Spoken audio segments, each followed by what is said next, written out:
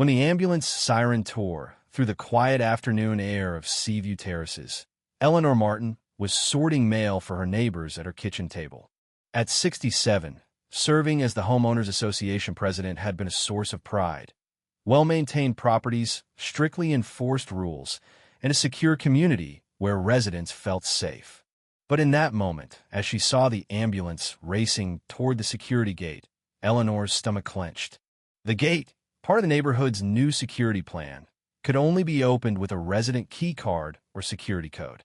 7 precious minutes ticked by as the ambulance waited at the entrance, its urgent siren echoing between silent luxury homes. Eleanor rushed toward the gate, her aging legs aching as she ran full speed, resident card clutched in her hand.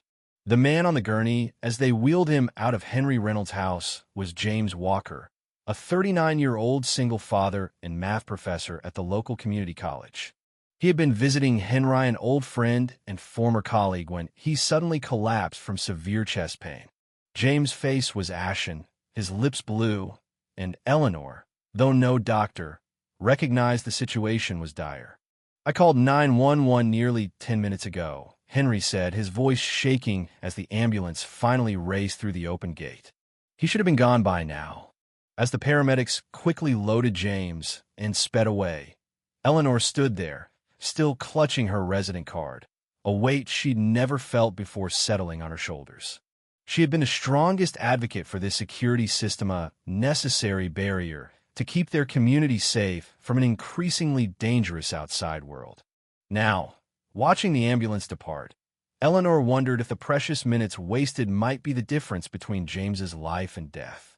"This isn't on us," Eleanor said firmly to the paramedic supervisor 2 hours later.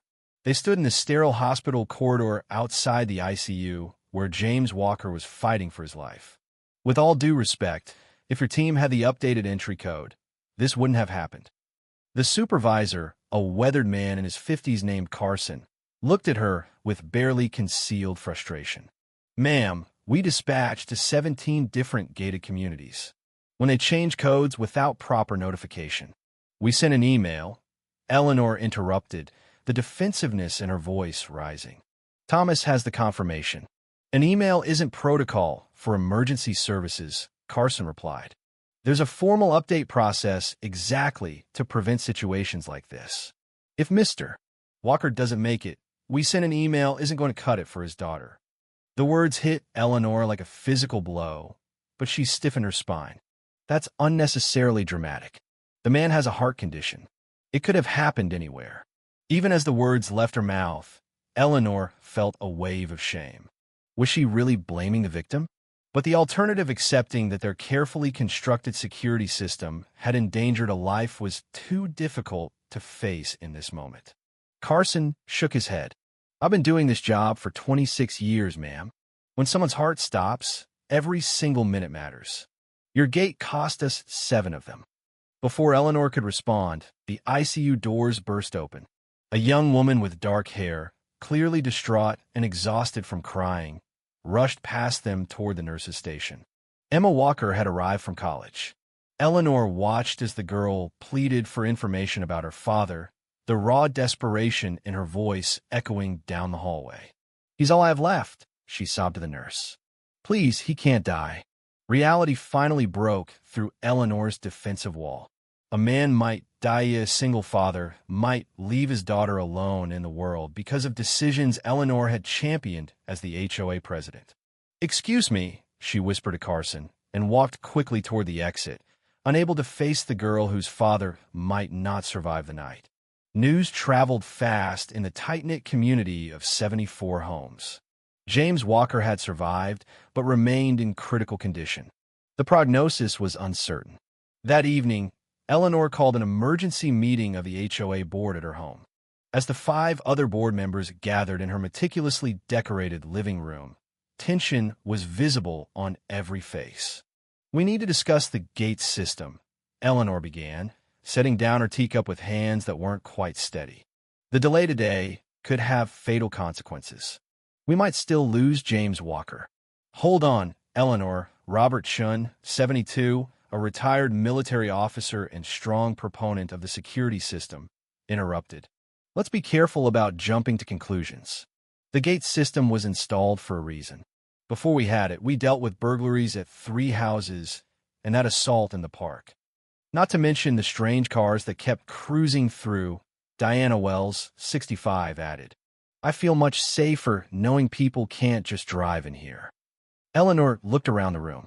Besides Robert and Diana were Margaret Flynn, a retired attorney of 69, Thomas Rodriguez, 58, a local business owner, and Sophia Kim, 63, a retired nurse. All had lived in Seaview Terraces for at least a decade, and all had voted in favor of the security gate system a year ago. I understand that, Eleanor said, the hospital scene still fresh in her mind.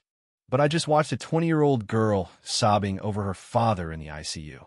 A father who might not be there if our gate hadn't delayed treatment. Robert's expression hardened. That's emotional manipulation, Eleanor. One unfortunate incident doesn't invalidate an entire security system. Where's your objectivity here? Eleanor bristled at his tone. My objectivity? A man is fighting for his life, Robert. Where's your humanity? Don't question my humanity, Robert snapped, his military bearing becoming more pronounced. I spent 2 tours in combat zones watching people die. Safety protocols exist for a reason, even when they have unfortunate consequences. The room fell into uncomfortable silence. Robert and Eleanor had worked together for years, but had never clashed like this before. There was a lockbox with a code for emergency services. Robert finally continued, his voice calmer but still cold. That's standard procedure. Seems that procedure failed. Sophia spoke up, her calm voice cutting through the tension. I talked to Katie Wilson, who lives across from Henry. She witnessed the whole thing. The ambulance tried the access code, but it didn't work. Thomas scrolled through his tablet, looking increasingly uncomfortable. I sent an email to the city's transportation department about the code change, but he paused, swallowing hard. I never received confirmation. I meant to follow up, but then it got forgotten. Eleanor finished for him, the guilt she'd been fighting all day finally breaking through. And today, because of that oversight, a man might die and a young woman might lose her only parent. You're being dramatic, Robert insisted. Walker has a history of cardiac issues. Henry told me he's been ignoring his doctor's advice for years. This was bound to happen eventually. Eleanor stared at him, appalled. Are you saying it's his fault? That it doesn't matter that our gate delayed his treatment by 7 critical minutes? I'm saying we can't upend a system that protects hundreds of residents because of one incident, Robert replied firmly. If we start dismantling our security measures based on emotional reactions, what happens when the next home invasion occurs? Will you take responsibility then? The argument escalated, with Diana and Thomas siding with Robert, while Sophia quietly agreed with Eleanor. Margaret, ever the attorney, remained carefully neutral, pointing out legal considerations on both sides. What had begun as a discussion about improving emergency access had devolved into a fundamental rift about the community's values. Finally, Eleanor raised her hand for silence. This isn't productive. I propose we table this discussion until we have more information about James's condition. In the meantime, I will personally ensure the emergency services have the correct gate code. As the board members filed out, the division between them was palpable. Robert paused at the door, turning back to Eleanor with a stony expression. You're letting guilt cloud your judgment, he said quietly. That's not what a leader does. The words stung, especially because part of Eleanor feared he might be right. 3 days passed with no improvement in James's condition. Eleanor visited the hospital each day, though she couldn't bring herself to approach Emma, who maintained a constant vigil by her father's bedside. From a distance, Eleanor watched the young woman's exhaustion deepen, saw her speaking urgently to doctors, and once glimpsed her sobbing in Henry's arms in the hospital corridor. On the 4th day, Eleanor was surprised to find Victor Sandoval, a 42-year-old resident who had moved to Seaview Terraces just 6 months earlier, sitting beside Emma in the ICU waiting room. They were speaking in hushed tones, and Victor had his arm protectively around the girl's shoulders. Eleanor knew little about Victor, except that he was some kind of consultant who worked from home and had vocally opposed the security gate system during the community vote. Seeing him with Emma stirred Eleanor's curiosity and, she had to admit, a touch of suspicion. That evening, she called Sophia. "Do you know anything about Victor Sandoval's connection to the Walkers?" she asked after they discussed James's unchanged condition. "Victor? Not specifically," Sophia replied. "Though I know he's been organizing a group of residents who want the gate system modified or removed entirely. They're planning to speak at the next HOA meeting." Eleanor frowned. "Is he using this tragedy to push his agenda?" "I don't think that's fair, Eleanor," Sophia said gently. "He seemed genuinely concerned when we spoke yesterday. He mentioned having lost someone due to delayed emergency response in his previous neighborhood." This information gave Eleanor pause. Perhaps Victor's opposition wasn't just ideological, but rooted in painful personal experience. Her thoughts were interrupted by a call from the hospital. James Walker had taken a turn for the worse. His heart had stopped again, and while the doctors had revived him, he was now on a ventilator. The prognosis was increasingly grim. By the time Eleanor arrived at the hospital, the ICU waiting room was filled with Seaview Terrace's residents. Henry was there, of course, but so were at least a dozen others, including, she noted with surprise, Robert Shin. Victor sat beside Emma, who looked shell-shocked, her young face aged by worry and lack of sleep. Eleanor approached Henry, who took her aside. "The doctors say there's significant heart damage," he said quietly. "They're not sure if he'll recover consciousness, and if he does." He trailed off, unable to finish the sentence. "Is their family coming? Besides Emma, I mean?" Eleanor asked. Henry shook his head. "They're just father and daughter. James's wife died from cancer when Emma was 12. No siblings, parents gone. Emma has been calling her father's colleagues and friends." Eleanor glanced over at the young woman. "And Victor? How does he know them?" "He doesn't and didn't," Henry explained. "He came the first day to express support, mentioned he'd been through something similar with his brother. He's been helping Emma navigate the hospital system, bringing her food, giving her a shoulder to cry on." Before Eleanor could respond, Dr. Patel, James's cardiologist, entered the waiting room. Everyone fell silent as she approached Emma. "We've stabilized your father for now," she said, her voice gentle but direct. "But I need to be honest with you about our concerns. The extended cardiac arrest and delayed CPR caused oxygen deprivation. We're seeing signs of neurological damage." Emma's hand flew to her mouth. "Is he going to wake up?" she asked, her voice barely audible. "We can't predict that with certainty yet," Dr. Patel replied. "The next 48 hours will be critical. If he does regain consciousness, he may face significant challenges, physical limitations, possible cognitive impairment. He would need extensive rehabilitation." The reality of the situation hit Eleanor with brutal force. This wasn't just about whether James lived or died anymore. Now, they were talking about a potentially devastating quality of life impact. A young, brilliant professor might wake up unable to teach, to care for himself, to be the father Emma knew. And it might all stem from those 7 minutes at the gate. As the doctor continued explaining James's condition to Emma, Eleanor slipped out of the waiting room. In the quiet hospital corridor, she leaned against the wall, suddenly finding it difficult to breathe. The weight of responsibility felt crushing. A hand touched her shoulder, and she turned to find Robert standing there, his usual stern expression softened by concern. "Are you all right?" he asked. "How can I be?" Eleanor whispered. "You heard what the doctor said. If he'd received treatment sooner." "You don't know that," Robert interrupted, but his tone lacked its earlier conviction. "Medical outcomes are complex." "Stop it, Robert," Eleanor said, surprising herself with the sharp edge in her voice. "Stop hiding behind abstractions. Look at that girl in there. Really look at her. Everything she loves is hanging by a thread, and our gate-to-gate I push for harder than any only is part of the reason why." Robert was silent for a long moment. Then, unexpectedly, he said, "I know." Eleanor stared at him, taken aback by the admission.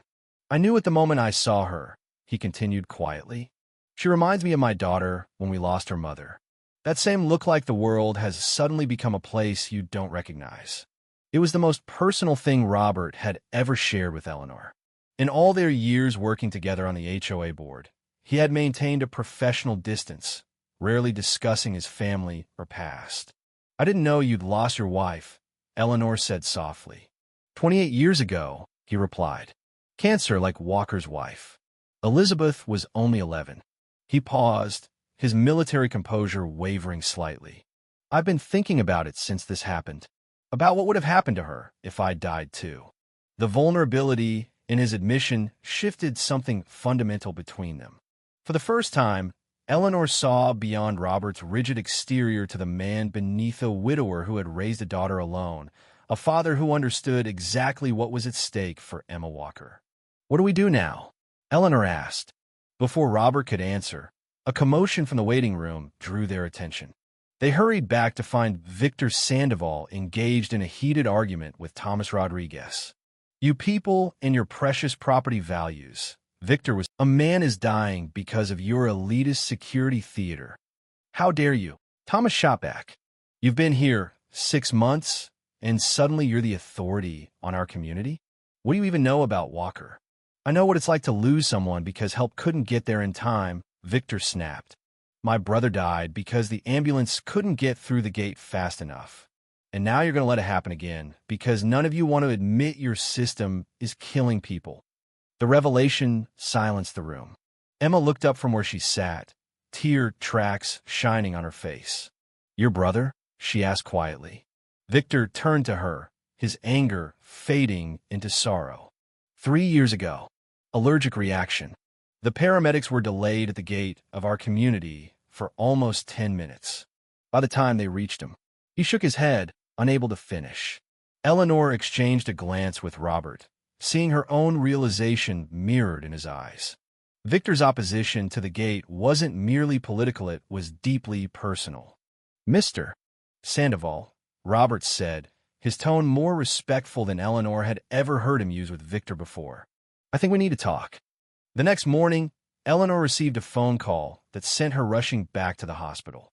James Walker had regained consciousness. When she arrived, the ICU was a flurry of activity. Dr.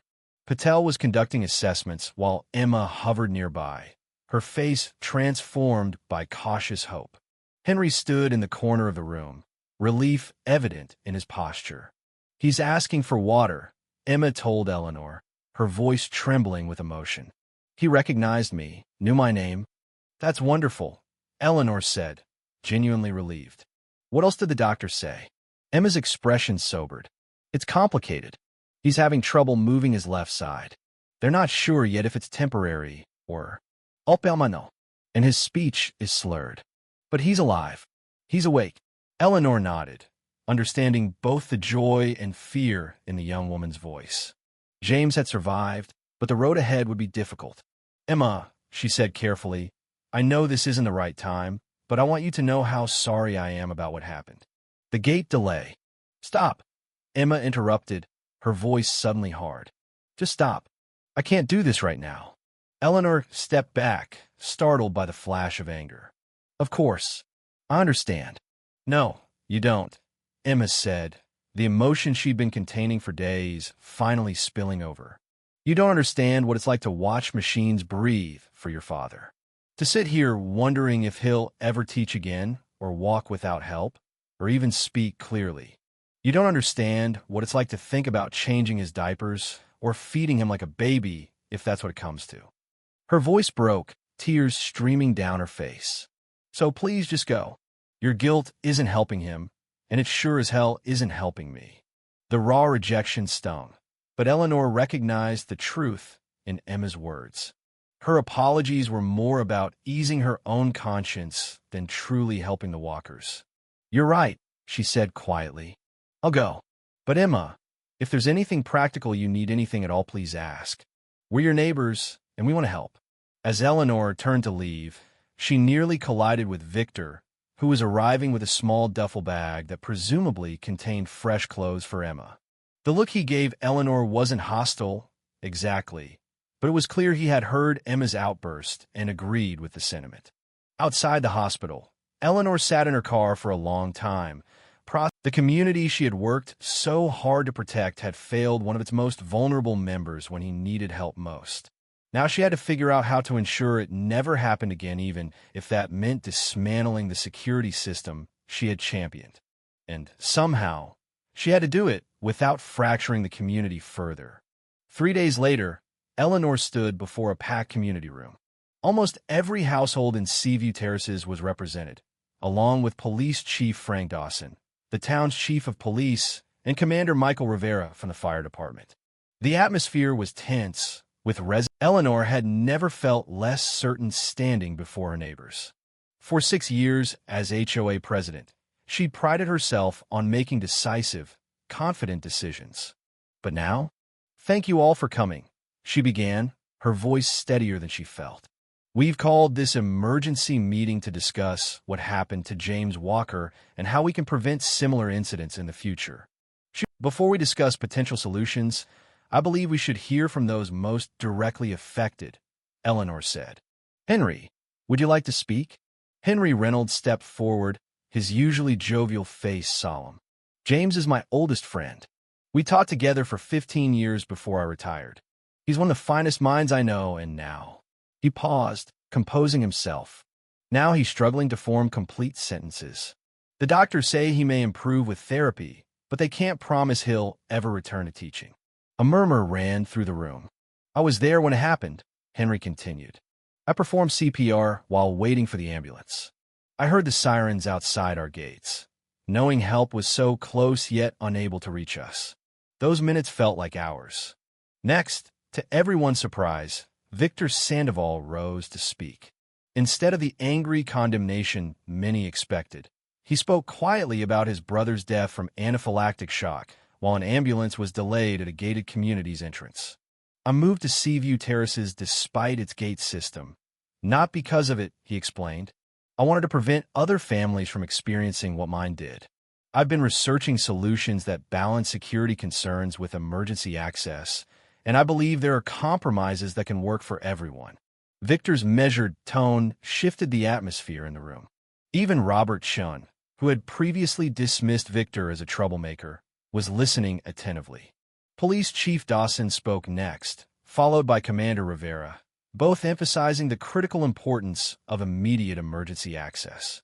They outlined technical solutions that had worked in other communities, from dedicated emergency lanes to advanced electronic systems integrated with 911 dispatch. As the discussion continued, Eleanor noticed Emma Walker slip into the back of the room, looking exhausted but determined. Victor immediately went to her side, offering his chair, which she declined with a small shake of her head. "Before we continue," Eleanor said, "Emma Walker is here. Emma, would you like to speak?" The room fell silent as Emma made her way to the front. At 20, she seemed both too young to bear such a burden and somehow older than her years as she faced the community. "My father woke up 3 days ago," she began, her voice quiet but clear. "The first thing he did was squeeze my hand. The second thing he did was try to speak. It took him 4 attempts to say my name correctly." She paused, visibly gathering her strength. "Dad was always the most articulate person I knew. He could explain complex mathematical concepts so clearly that even I could understand them, and I'm an English major." A sad smile flickered across her face. "Now he searches for basic words. He can't hold a pen. Half his body doesn't respond to his commands." Emma looked around the room, meeting the eyes of her neighbors. "I don't hate anyone here. I don't even hate your gate. What I hate is that my father might have been fine if help had reached him sooner, and nobody seems willing to admit that the system failed." Her voice broke slightly, but she continued. "He's a single dad who put his career on hold to raise me after Mom died. He's never missed a parent-teacher conference or a school play. He worked extra jobs to save for my college fund. And now, at 39, he might never teach again, might need care for the rest of his life. All because of 7 minutes at a gate." The silence that followed Emma's words was profound. Then, unexpectedly, Robert Chin stood up. "MS. Walker," he said formally, his military bearing evident despite his age. I was the strongest advocate for our current security system. I believe it was necessary to protect our community. I still believe security matters. He paused, then continued with visible effort. But I was wrong to prioritize it above all else. I was wrong to dismiss the concerns about emergency access. And I was wrong to suggest your father's medical history somehow made what happened acceptable. For that, I sincerely apologize. Eleanor stared at Robert, astonished by this public admission from a man who had never acknowledged a mistake in all the years she had known him. "Thank you," Emma said simply, before returning to her place at the back of the room. The meeting continued for another hour, with various solutions proposed and debated. By its conclusion, a clear path forward had emerged.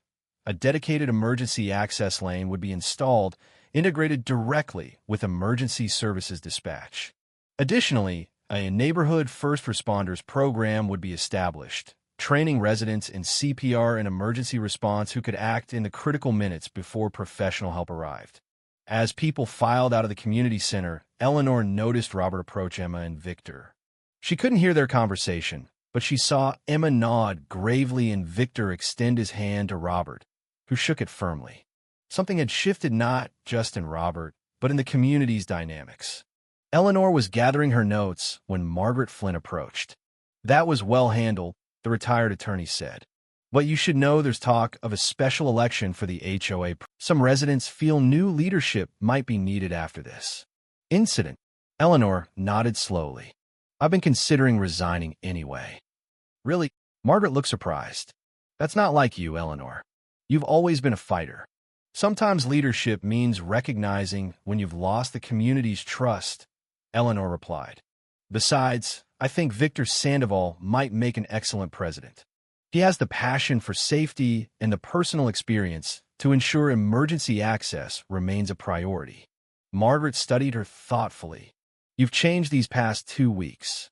Almost losing a neighbor watching his daughter face the possibility of life without her father change as a person," Eleanor said. "Or at least it should." In the weeks that followed, Seaview Terraces transformed. Construction began on the emergency access lane. 42 residents signed up for first responder training, with Sophia, Kim coordinating the program, and Victor Sandoval, with Eleanor's surprising endorsement. But the most remarkable transformation occurred in James Walker's modest ranch-style home near the community's edge. What began as a few neighbors bringing meals evolved into a volunteer rotation, ensuring James was never without support as he underwent intensive rehabilitation. 6 weeks after his cardiac arrest, Eleanor finally worked up the courage to visit. She had avoided direct contact, still stung by Emma's rejection at the hospital, but continued to coordinate the community support efforts from a distance. James was seated in a wheelchair in his living room when Eleanor arrived. The left side of his face drooped slightly, and his left arm rested immobile in his lap. But his eyes were alert, following her as she entered with a bouquet of flowers. "Eleanor Martin," he said carefully, the words slightly slurred but intelligible. "HOA president." "Former president," she corrected gently. "May I sit?" He nodded, gesturing to a chair with his functional right hand. "How are you feeling?" she asked, immediately regretting the inadequacy of the question. James smiled lopsidedly. "Alive. Better than last week." Each word seemed to require concentration, but pride shone in his eyes at the accomplishment of the sentence. "Your progress is remarkable," Eleanor said sincerely. "Henry says you're exceeding the doctor's expectations." "Stubborn," James replied with a short laugh. "Emma needs her dad, not a patient." Eleanor's throat tightened with emotion. Even now, his primary concern was for his daughter. "Mr. Walker James, I need to apologize properly," she said. "The gate delay." He raised his hand to stop her. "Emma told me about the changes. Emergency lane. First responders." He tapped his chest. "Robert. Learning CPR. Good changes." "Yes, but they came at such a cost to you," Eleanor persisted. James was quiet for a moment, clearly organizing his thoughts before speaking. "My father, wise man, said some lessons paid in blood. He looked directly at Eleanor. Community learned. Others will be safer. That matters. Before Eleanor could respond, the front door opened, and Emma entered with groceries, followed by Victor carrying more bags. They both stopped short at the sight of Eleanor. Mrs. Martin, Emma acknowledged, her tone neutral. I was just leaving, Eleanor said quickly, rising from her chair. Thank you for seeing me, James. As she moved toward the door, James called after her, the effort evident in his voice. Eleanor, the gate. Not just your fault. Community decision. Shared responsibility. His generous absolution brought tears to her eyes. Thank you, she whispered before slipping past Emma and Victor. Outside, she paused on the front step, composing herself before walking to her car. Behind her, the door opened again, and Emma emerged. Mrs. Martin, the young woman called. Eleanor turned, uncertain what to expect. Dad's birthday is next Saturday, Emma said, her expression softening slightly. We're having a small gathering. Just a few people. He'd like you to come. It wasn't forgiveness exactly, but it was an opening to a small crack in the wall of pain that had separated them. I'd be honored, Eleanor replied. Emma nodded once, then returned inside to her father. 6 months later, on a crisp autumn morning, Eleanor stood beside Seaview Terrace's new emergency access system, attending the ribbon-cutting ceremony alongside James Walker, now using a walker instead of a wheelchair, Henry Reynolds, and a crowd of neighbors. Victor Sandoval, as the new HOA president, presided over the ceremony with a natural authority that Eleanor had to admire. Today marks not just the completion of our emergency access lane, Victor was saying, but the beginning of a new approach to community safety, one that recognizes that true security comes not just from keeping danger out, but from ensuring help can get in when needed. Eleanor glanced at James, who stood with Emma and Robert on either side of him, ready to assist if his balance wavered. His recovery had been remarkable, defying medical expectations.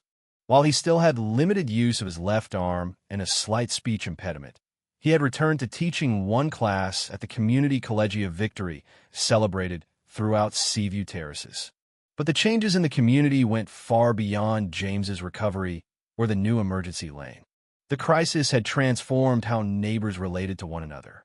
Residents who had previously lived in isolated comfort behind the security gate now participated in community CPR classes, volunteered. As part of the ceremony, Robert Chin stepped forward to present the completion certificate for the First Responders Program. 27 residents, including Robert himself, had completed the intensive training. 6 months ago, Robert said, his usually formal tone warmed by genuine emotion, I believe that safety meant keeping threats out. I've since learned that true security comes from knowing your neighbors have the knowledge and will to help when crisis strikes. He turned to James. Professor Walker, your experience transformed our community's understanding of safety. Would you do us the honor of cutting the ribbon on this new lifeline? James stepped forward carefully, accepting the large ceremonial scissors. With Emma steadying his arm, he cut the ribbon across the emergency lane. Applause erupted from the gathered neighbors. As the formal ceremony concluded and people gathered for refreshments, Eleanor found herself standing beside James. How does it feel, she asked, seeing all this change that came from your experience? James considered the question with the careful deliberation that had become characteristic of his post-injury speech. Mixed feelings. Proud of community. Saddened. Took this. He gestured to his affected side. But mostly, hopeful. Eleanor nodded, understanding exactly what he meant. Your daughter is extraordinary, you know. The way she's advocated for you, for changes in the community while managing her studies. James's face lit up with fatherly pride. Always was. Even more now. He paused, then added, she and Victor. Getting serious, I think. Eleanor raised her eyebrows in surprise. She had noticed Emma and Victor spending time together, but had assumed it was related to community matters.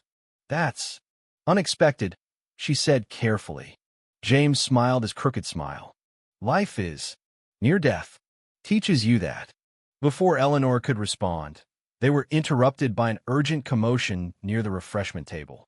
Eleanor turned to see 83-year-old Margaret Flynn clutching her chest, her face contorted in pain as she collapsed. "Heart attack," someone shouted. Instantly, the first responders' training kicked in. Robert Chun reached Margaret first, checking her pulse and breathing. Sophia directed someone to call 911, while Thomas ran to retrieve the AED from the community center. Eleanor watched in astonishment as her neighbors, who 6 months ago might have stood by helplessly waiting for an ambulance, now moved with coordinated purpose. Robert began chest compressions while Sophia monitored Margaret's condition. When Thomas returned with the AED, they applied it with practiced efficiency. The emergency access gate opened automatically when the 911 call was placed, and the ambulance arrived in under 3 minutes. By then, Margaret had been stabilized by the community response team. As the paramedics took over, Eleanor found herself standing beside Robert, both of them breathing hard from the adrenaline. "She'll make it," Robert said with quiet confidence. "We got her immediately. No dilas, no verias." Eleanor nodded, the reality of what they'd just witnessed sinking in. "We did this right," she whispered. "Finally, we did it right." Later that evening, news came from the hospital. Margaret was stable and expected to recover fully. The rapid response had prevented any lasting damage to her heart. Eleanor sat on her porch, watching the sunset over Seaview Terraces, reflecting on the day's events. The community had been tested again, but this time they had passed. The barriers that once might have cost a life had been transformed into pathways for help. Her phone rang. Was Emma Walker. "Mrs. Martin? I thought you should know. Victor just proposed." Eleanor smiled at the unexpected news. "And?" "I said yes," Emma replied, joy evident in her voice despite her attempt at a casual tone. "Dad already knew Victor asked for his blessing last week. We're planning a small ceremony in the spring, here in the community." "That's wonderful news, Emma. Truly." There was a pause before Emma continued, her voice softening. "I wanted to thank you, not just for today with Mrs. Flynn, but for everything since Dad's heart attack. I know I was harsh with you at the hospital. You had every right to be," Eleanor assured her. "Maybe, but I've watched you these past months, how you've worked to change things, how you stepped down to let Victor lead, how you visited Dad every week to play chess even though he takes forever to move the pieces now." Emma's voice wavered slightly. "You could have gotten defensive, could have fought to keep your position in your gate system. Instead, you listened and changed. That's rare." After they hung up, Eleanor remained on her porch, watching as lights came on in homes throughout the community. In one window, she could see Robert Chun on the phone, likely getting an update on Margaret. In another, the Sullivan family was having dinner together. Further down, James Walker. Further down, James Walker sat in his living room with Victor, their heads bent together over what looked like building plans, perhaps for the home modifications James would need to accommodate his new limitations. Eleanor smiled, remembering James's words from earlier. Life is unexpected. Indeed, from the tragedy of his heart attack had emerged not only a transformed community, but also a new family being formed as Victor and Emma found love amid the crisis. 3 weeks later, Eleanor received an unexpected package in the mail. Inside was a framed photograph of Seaview Terraces taken by drone, showing the community from above with its neat homes, winding streets, and the new emergency access lane clearly visible. With it was a handwritten note. To Eleanor, the woman who had the courage to tear down walls when it mattered most. "Your mistake saved my mother's life. Margaret Flynn's daughter Rachel asked me to send this to you. The paramedics said Mom survived because of the immediate response from the community first responders and the emergency access system. The doctor told us that without those changes, she wouldn't have made it. Sometimes our greatest failures lead to our most important successes. Thank you for having the humility to learn and the strength to change. With deepest gratitude, Samantha Flynn." Eleanor traced her fingers over the photograph, tears blurring her vision. The community looked so peaceful from above, the barriers between properties invisible from this perspective. What remained visible was the new pathway, the lifeline that had already saved one life and would save others in the future. She pinned the photograph and note to her refrigerator, a daily reminder that security wasn't found in isolation, but in connection, not in barriers, but in pathways of access. 1 year after James Walker's heart attack, Eleanor found herself sitting in Robert Chin's living room, reviewing plans for an upcoming first responders recertification course. Their relationship had transformed from sometimes adversarial colleagues into a partnership based on mutual respect born of shared crisis and growth. "Hard to believe it's been a year," Robert said, studying the emergency response statistics they'd compiled. "We've had 7 emergency calls in Seaview since we implemented the new system. Average response time is down to 2.3 minutes. And Margaret's heart attack might have been a fatality without the training program you coordinated," Eleanor added. "You've saved lives, Robert." He shook his head, uncomfortable with the praise. "We saved lives. All of us together." The doorbell rang, and Robert excused himself to answer it. He returned with Victor Sandoval, who carried a thick folder of documents. "Sorry to interrupt," Victor said, "but I wanted to show you both something before tomorrow's community meeting." He spread architectural plans across Robert's coffee table. "These are the preliminary designs for what we're calling the Walker Protocol, a standardized emergency access system being adopted by 17 gated communities across the county. The county commissioners want to make it mandatory for all new development." Eleanor and Robert leaned forward, examining the familiar elements of their own system now formalized into an official protocol. "They're naming it after James?" Eleanor asked, touched by the gesture. Victor nodded. "His story changed more than just our community. The medical director at County General has been advocating for this since he treated James. Said he's seen too many cases where minutes lost at security gates meant lives lost in emergency rooms." Robert studied the plans with a professional eye. "They've improved on our design. This automatic trigger system, when 911 is called, is elegant." "That was actually Emma's suggestion," Victor said with pride. "Part of her master's thesis on community health infrastructure." As they discussed the technical aspects of the protocol, Eleanor marveled at how thoroughly their community's tragedy had rippled outward to create positive change beyond their gates. James's heart attack and the system failure it exposed would now help protect thousands of people they would never meet. "Oh, I almost forgot," Victor said, pulling an envelope from his folder. "Emma and I would like you both to be part of our wedding ceremony. Nothing formal, we're keeping it small, but you've both become important to our story."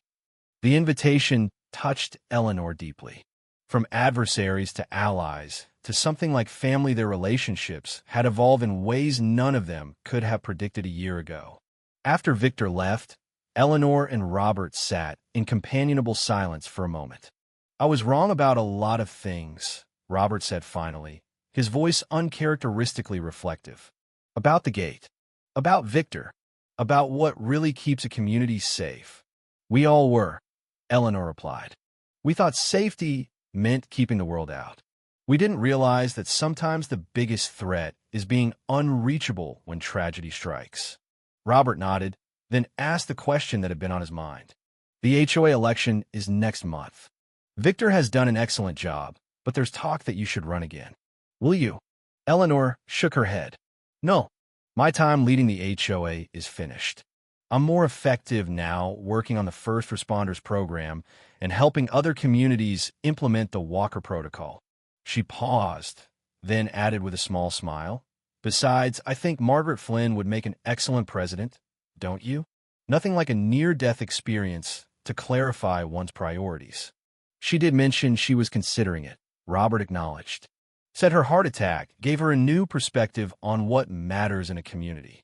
As their meeting concluded and Eleanor walked home, she passed by the entrance to Seaview Terraces. The security gate was still there, but now it stood beside a dedicated emergency lane marked with clear signage. Beyond it, she could see James Walker in his front yard, carefully pruning roses with his good hand while Emma and Victor sat on the porch steps, deep in conversation. The scene struck Eleanor with its ordinary beauty, people living their lives, supporting each other, moving forward despite limitations and past tragedies.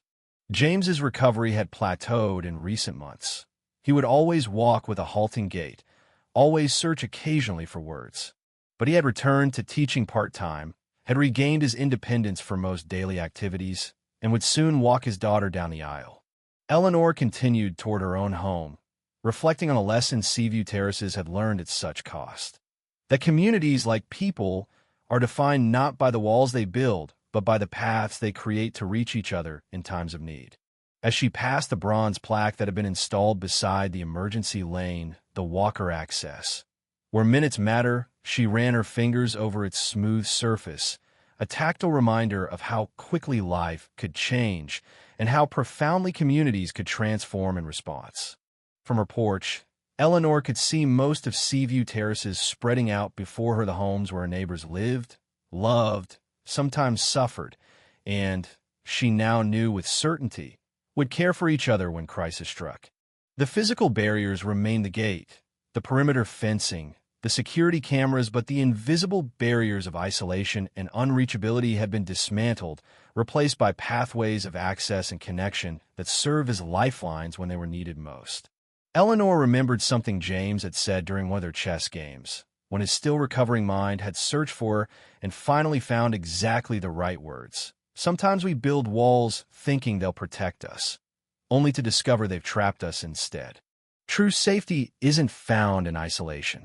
It's found in knowing that when you call for help, someone will be able to reach you. As the evening settled over Seaview Terraces, lights came on in homes throughout the community, each one a beacon of life and connection in the gathering darkness. Eleanor smiled at the sight, finally at peace with her role in both the community's failure and its redemption. The emergency radio on her counter-standard equipment now, for all first responders, remained silent. Tonight, at least, all was well in Seaview Terraces. And if that changed, if crisis struck again, as it inevitably would, the pathways were open, the barriers removed, and help would arrive in time. That knowledge, more than any gate or security system, was what truly made their community safe.